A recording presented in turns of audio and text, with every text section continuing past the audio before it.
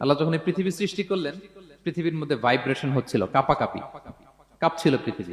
আল্লাহ পৃথিবীর কাঁপাকাঁপি বন্ধ করার জন্য এই পেরেকের মতো পাহাড়গুলোকে পৃথিবীতে ঠুকে দিলেন, কাঁপাকাঁপি বন্ধ হয়ে গেল। এই দৃশ্য দেখে ফেরেশতারা বলে, ইয়া রাব, হাল মিন খালকিকা আসাদ্দু আলাল জিবাল। আল্লাহ, পাহাড়ের এত শক্তি, পৃথিবী কাঁপতেছিল, পাহাড় আপনি ঠুকে দিলেন, পৃথিবীর কাঁপাকাঁপি বন্ধ হয়ে গেল।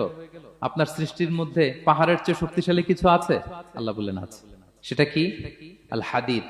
আল্লাহ বললেন সেটা লোহা। কারণ লোহা দিয়ে পাহাড় কাটা যায়, ঠিক কিনা? লোহার কথা শুনে ফেরেশতারা অবাক। লোহা পাহাড়ের চেয়ে শক্তিশালী? ফেরেশতারা প্রশ্ন করলো, ইয়া রাব্বি হাল মিন খালকিকা আশাদ্দু মিনাল হাদিদ। তাহলে আপনার সৃষ্টির মধ্যে লোহার চেয়ে শক্তিশালী কিছু আছে? আল্লাহ বললেন আছে। কি সেটা? আন্নার, আগুন। কারণ আগুন লোহাকে কি করে? গলিয়ে ফেলে। ফেরেশতারা শুধু অবাকই হচ্ছে।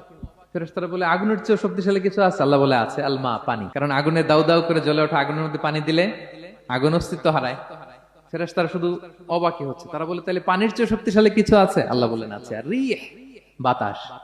কারণ বাতাস পানিকে একদিক থেকে আরেক দিকে নিয়ে যায়। জলের মধ্যে বায়ুর উচ্ছ্বাস লাগলে জলোচ্ছ্বাস তৈরি হয়, ঠিক কিনা?